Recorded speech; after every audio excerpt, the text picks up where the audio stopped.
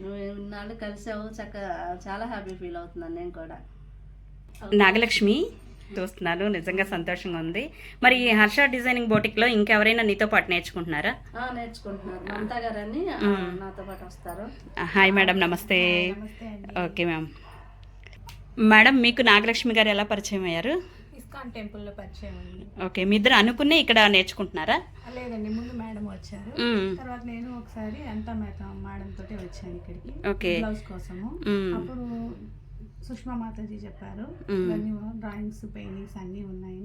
చిన్నప్పటి నుంచి నాకు చాలా ఇంట్రెస్ట్ నేర్చుకోవాలి. ఓకే, ఇప్పుడు వరకు కుదరలేదండి. ఇద్దరు పిల్లలు ఉన్నారు, అందువల్ల. ఏం చదువుతున్నారు మేడం? మా బాబు బీటెక్ అండి, హాస్టల్లో ఉంటాడు. పాప అయితే ఇంట్లోనే ఉంటుంది. సో పాప అయిపోయిన తర్వాత ఫ్రీగా ఉంటాం కాబట్టి నేర్చుకోవడానికి వచ్చింది. ఇప్పుడు అవకాశం కుదిరింది. ఓకే, మీ వారు ఏం చేస్తారు? మా వారు జాబ్ చేస్తారు. ఓకే, ఏం జాబు? మా వారు ఐబీలో చేస్తారు. ఓకే, ఇక్కడ పెయింటింగ్ నేర్చుకున్నారా ఇప్పుడు? ఒకసారి చూపిస్తారా మీరు వేసిన పెయింటింగ్? చూడండి.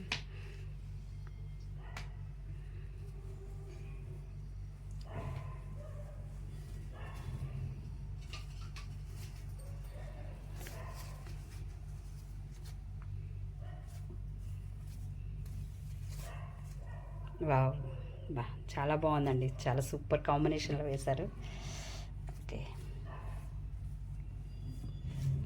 మీ మనసుకి ఎలా అనిపిస్తుంది? తృప్తిగా అనిపించిందా? నేను చిన్నప్పటి నుంచి నేర్చుకోవాలనుకుంది, ఇప్పుడు నేర్చుకుంటానని కూడా అనుకోలేదు.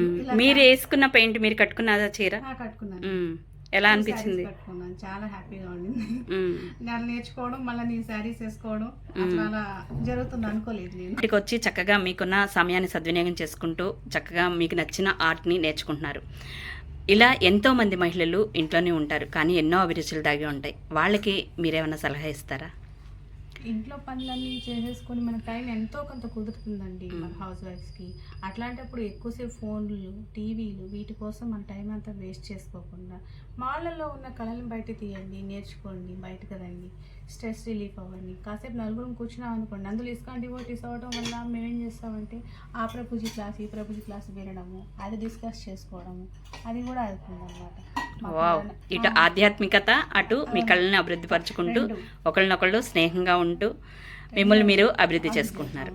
Okay, thank you madam, thank you very much. మీలాంటి మహిళల్ని కలవడం కూడా, మా మిత్రుల ద్వారా మిమ్మల్ని కలవడం ఎంతో ఆనందంగా అనిపిస్తుంది. మీలాంటి మహిళలు ఇంకా చాలామంది ఉన్నారు, వాళ్ళందరినీ కూడా నా ఛానల్లో పరిచయం చేయాలనుకుంటున్నాను. మీ అందరికీ కూడా హృదయపూర్వక ధన్యవాదాలు తెలియజేస్తున్నాను. Hi Nagalakshmi, bye. హరే కృష్ణ.